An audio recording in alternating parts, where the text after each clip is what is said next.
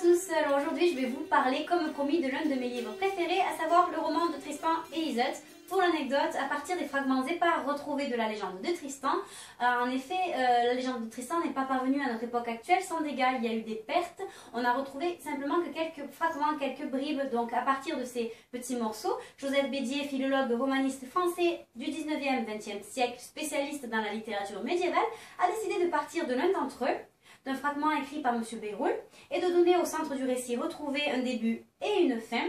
Donc pour cela, il a dû vraiment s'imprégner de sa manière d'écrire, de son univers, de sa manière de penser, sa façon de voir l'histoire, de la vivre, etc. Et il a tâché aussi de garder l'essence originelle du récit primitif.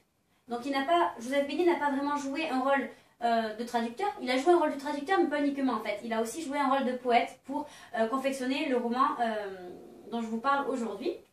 Alors, je vais vous lire un petit extrait de la préface de Gaston Paris, puisque c'est un livre qui me tient beaucoup à cœur. Alors, j'ai envie un petit peu de vous montrer, de vous parler du travail remarquable que Joseph Bédier a fait. Pas de panique, ce n'est pas du tout long. Alors, les Tristan et Iseult de Béroul, donc l'auteur au fragment retrouvé, ressuscité par M. Joseph Bédier, l'auteur dont je parle aujourd'hui.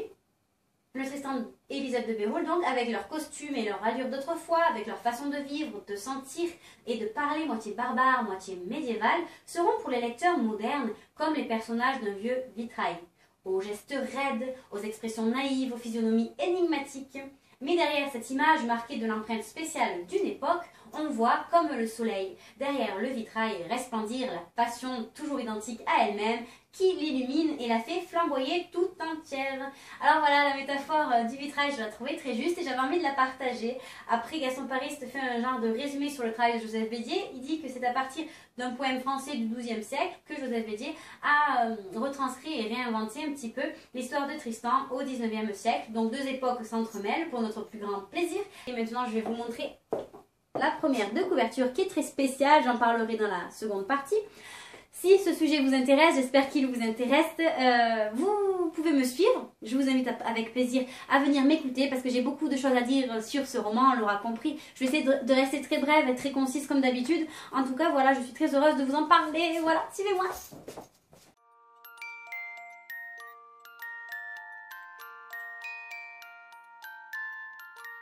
Le premier point positif concerne l'histoire en elle-même. Évocatrice, la merveilleuse, poignante, tragique, éternelle, inoubliable, involontaire romance des deux amants maudits prouve sa beauté, son intensité, sa puissance, sa magie à travers les lignes retranscrites grâce au travail délicat de Joseph Bédier, comme j'en parlais dans l'introduction.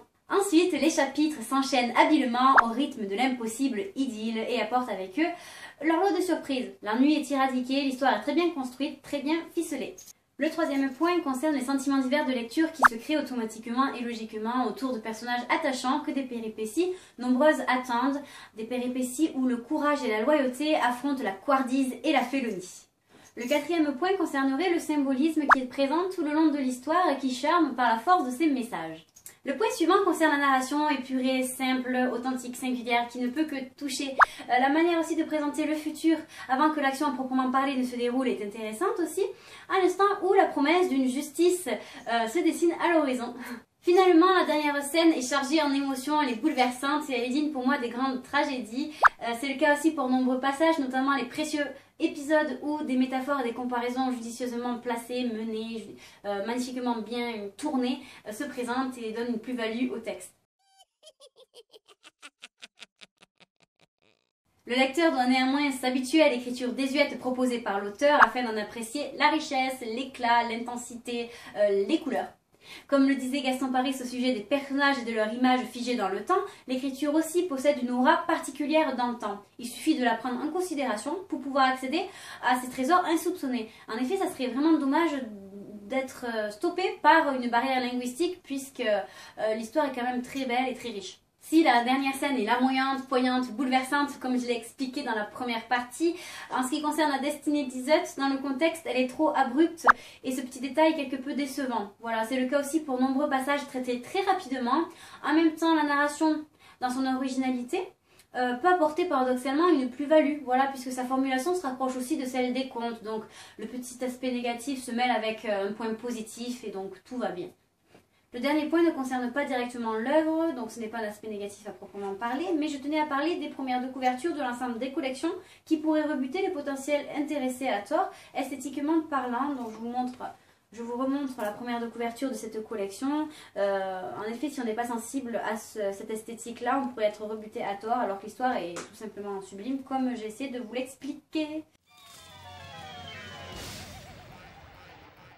Pour conclure, je dirais que les curieux d'histoire et de poésie ainsi que les amoureux des passions interdites trouveront aisément dans le roman de Tristan et Iseult les clés d'une émotion intense et inoubliable.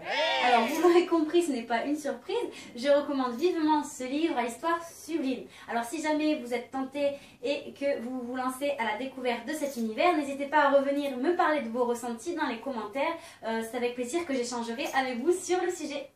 Dans tous les cas, si la présentation vous a plu, je vous invite à la partager, ça me fait plaisir et c'est très important pour faire vivre la chaîne. En tout cas, les liens des réseaux sociaux et de mon site de critique se trouvent comme d'habitude en dessous de la vidéo. Voilà, maintenant je vous fais des bisous comme d'habitude. Et je vous dis à la prochaine pour une nouvelle présentation de films, de livres ou de séries. Ciao!